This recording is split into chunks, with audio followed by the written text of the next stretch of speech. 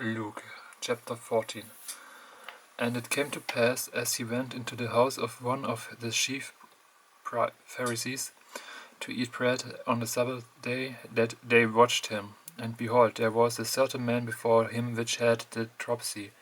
And Jesus answering spake unto the lawyers and Pharisees, saying, Is it lawful to heal on the Sabbath day? And they held their peace, and he took him, and healed him, and let him go. And answered them, saying, Which of you shall have an ass or an ox fallen into a pit, and will not straightway pull him out on the Sabbath day? And they could not answer him again to these things. And he put forth a parable to those which were bidden, when he marked how they chose out the chief rooms, saying unto them, When thou art bidden of any man to a wedding, sit not down in the highest room, lest a more honourable man than thou be bidden of him. And he that bade thee and him come and say to thee, Give this man place, and thou begin with shame to take the lowest room.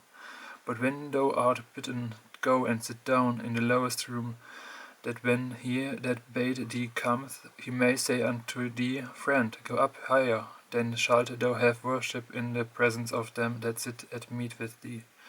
For whosoever exalteth himself shall be abased, and he that humbleth himself shall be exalted. Then said he also to him that bade him, When thou makest a dinner or a supper, call not thy friends, nor thy brethren, neither thy kinsmen, nor thy rich neighbors, lest they also bid thee again, and a recompense be made thee. But when thou makest a feast, call the poor, the maimed, the lame, the blind, and thou shalt be blessed, for they cannot recompense thee, for thou shalt be recompensed at the resurrection of the just.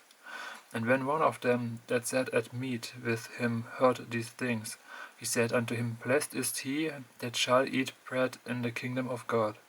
Then said he unto him, A certain man made a great supper, and bade many, and sent his servant at supper time to say to them that were bidden, Come, for all things are now ready. And they all with one consent began to make excuse.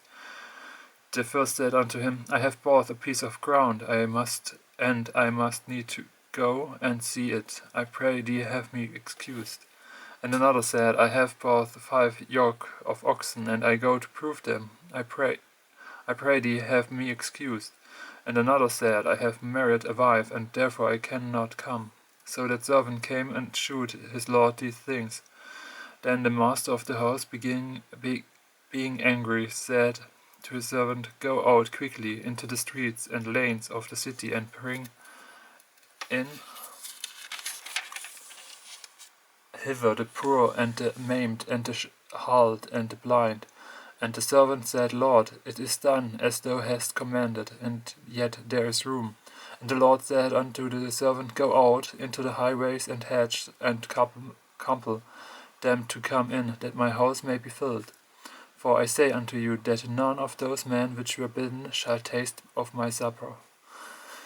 And there went great multitudes with him, and he turned and said unto them, If any man come to me, and hate not his father and his mother, and mother and wife, and children, and brethren and sisters, yea, and his own life also, he cannot be my disciple. And whosoever doth not bear his cross and come after me cannot be my disciple. For which of you, intending to build a tower, sits not down first and counteth the costs, whether he have sufficient to finish it? Lest happily, after he hath laid the foundation and is not able to finish it, all that behold it begin to mock him,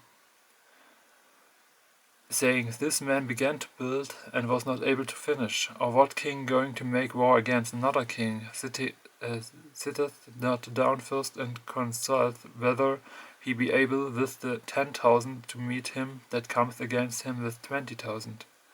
Or else, while the other is yet a great way off, he sendeth an ambassage, and desireth conditions of peace. So likewise, whosoever he be of you that forsaketh not all that he hath, he cannot be my disciple. Salt is good, but if the salt have lost his savour, wherewith shall it be seasoned? It is neither fit for the land, nor yet for the dunghill, but man cast it out. He that hath ears to hear, let him hear.